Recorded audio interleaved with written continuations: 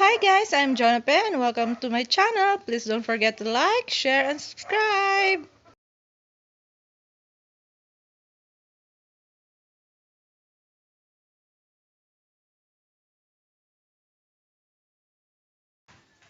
Here are the ingredients.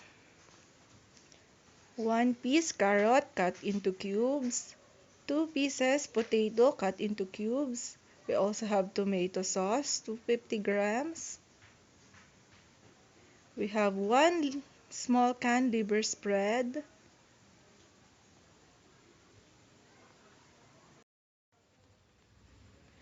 3 teaspoon ground pepper.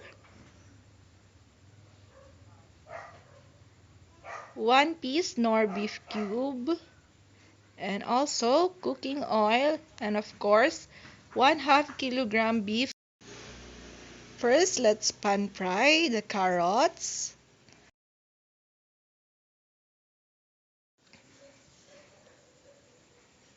And of course the potato. Put oil first before putting potato. And stir it. Now let's saute garlic.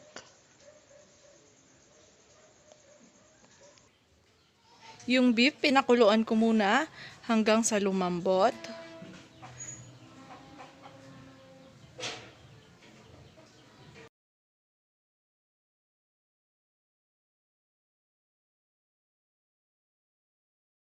Pag malambot na yung baka, igisa lamang ito sa bawang hanggang sa mag-golden brown.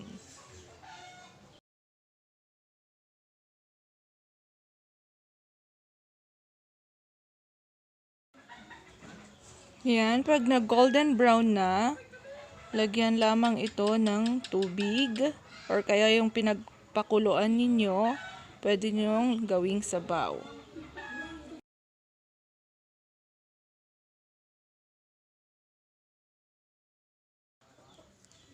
Yan, pag enough na yung sabaw natin, lagyan na natin ng nor beef cube, pampalasa.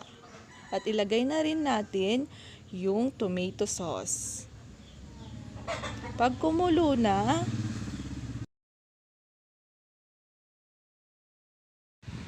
ilagay na natin yung liver spread. Ihalo ito ng mabuti sa sabaw para matunaw yung liver spread.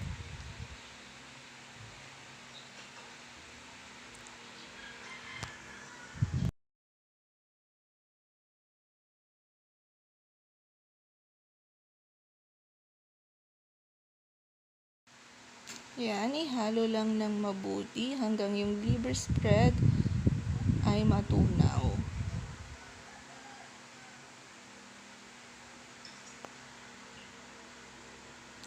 Then, let it simmer for 3 minutes.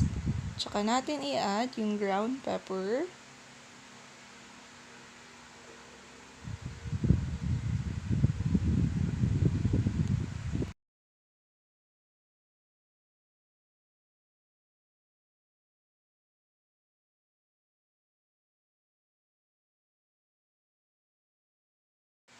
Naglagay ako ng 3 teaspoon ng ground pepper at haluin ito ng mabuti.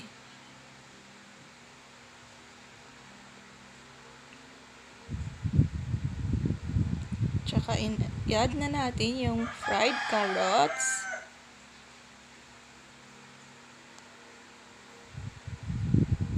At fried potato.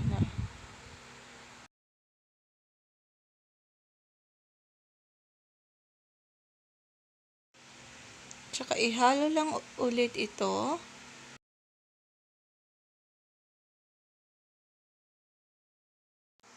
Then let it simmer for 5 minutes. And that's it.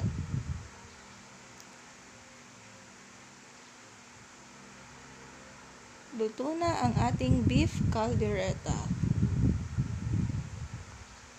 Tsaka i-plate na natin. And ready to serve.